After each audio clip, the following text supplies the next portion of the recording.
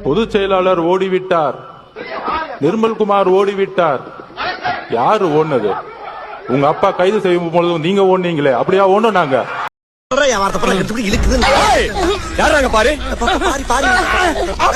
உனக்கு வேற கல்ல சாமா வாங்கிட்டேன் என்னப்பா? ஆபத்து வந்தவன அப்படியே கஸ்டமரா மாறி கிளம்பிட்டாங்க. அதுல ஒருத்தர் நமக்கு அட்வைஸ் சொல்றாங்க, கரூர் மோசமான ஏரியான்னு உங்களுக்கு தெரியாதா?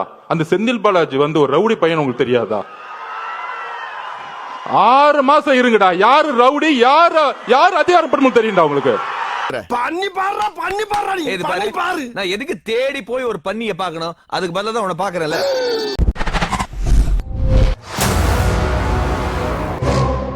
அதுல ஒருத்தர் மீச வச்சிருக்கலாம் பேசிட்டு இருப்பாரு, சட்டையை புடிச்சு ஒன்னு அடிக்கணும், வெளியே தொடர பாப்போம்.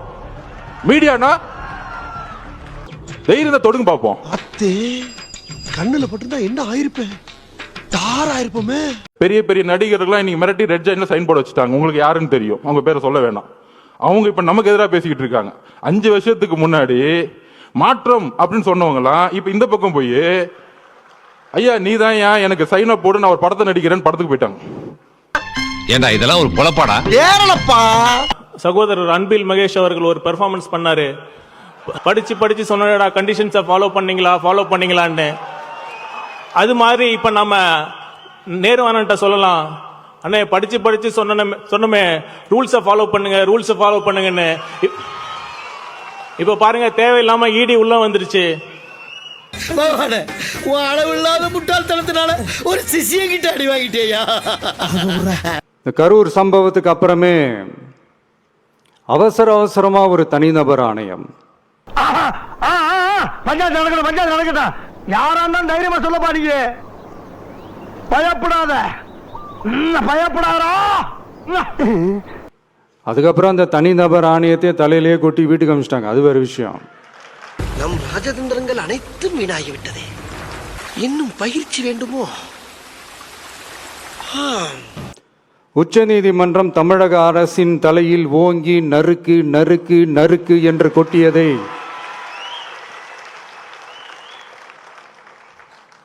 முதல்வர் அவர்கள் மறந்துட்டாரா?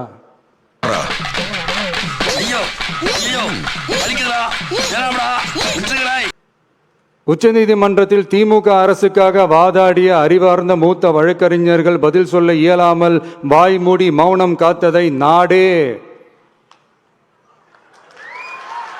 இன்னைக்கு தமிழ்நாடு இல்ல, இந்தியா இல்ல, உலகமே உங்களை பார்த்து சிரிக்குது. கோரிக்கையே இல்லாமல் எஸ்ஐடி அமைக்கப்பட்டது எந்த வகையில் சரி என்றும் கேள்வி எழுப்பியது உச்ச நீதிமன்றம்.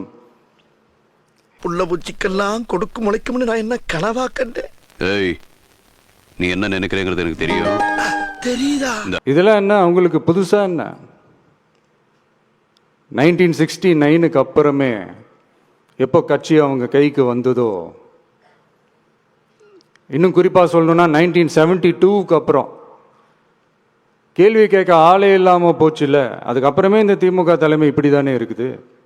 தம்பி போங்க தம்பி, ஊருக்குள்ள போய் காட்டு பாருங்க, நாங்க அடி வாங்காத ஏரியாவே கிடையாது.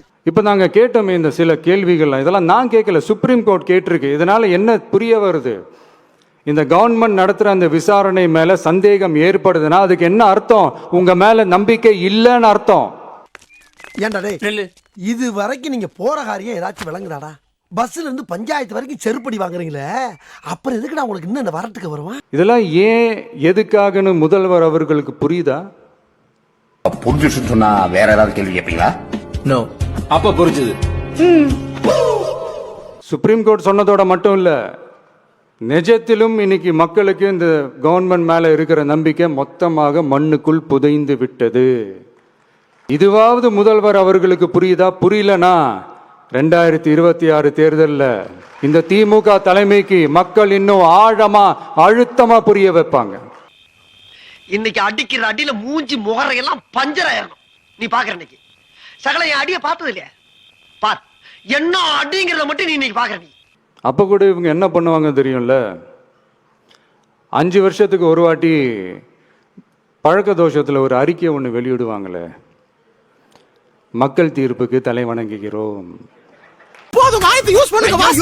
ஆயத்தை யூஸ் பண்ணுங்க பாஸ். சீக்கிரம். ஆயத்தை அடிக்கறீங்க.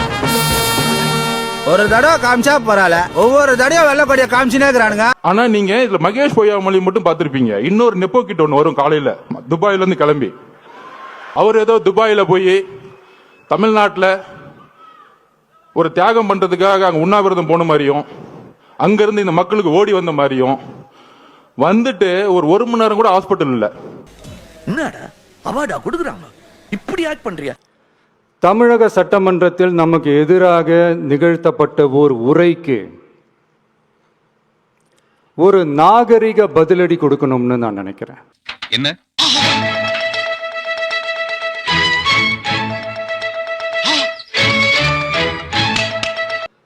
நம்மளை பற்றி வன்ம அரசியல் வலைகள், அர்த்தமற்ற அவதூறுகள்னு இந்த மாதிரி நிறைய விஷயங்கள் நம்மளை பற்றி பின்னப்பட்டன, பரப்பப்பட்டன. இவனுக்கு ஒரு சீட் எடுத்து பாருங்க ஐயா, வெறும் பொய்யா சொல்லிக்கிட்டு தெரியலாம். இது எல்லாமே சட்டம் மற்றும் சத்தியத்தின் துணை கொண்டு துடைத்து எறிய தான் போறோம். எதுக்குங்க அதான் சர்வத்தையும் அடக்கிட்டீங்க, மறுபடியும் எங்க வீட்டு பிள்ளை எம்ஜிஆர் மாதிரி எதுக்கு பெல்ட் எல்லாம் கழட்டிக்கிட்டு இருக்கீங்க?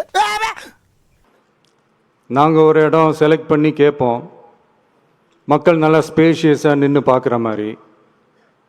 பட் அவங்க அதையெல்லாம் ரிஜெக்ட் பண்ணிட்டு மக்கள் நெருக்கடியோட நின்று பார்க்குற மாதிரி ஒரு இடத்த செலக்ட் பண்ணி எங்களுக்கு கொடுப்பாங்க.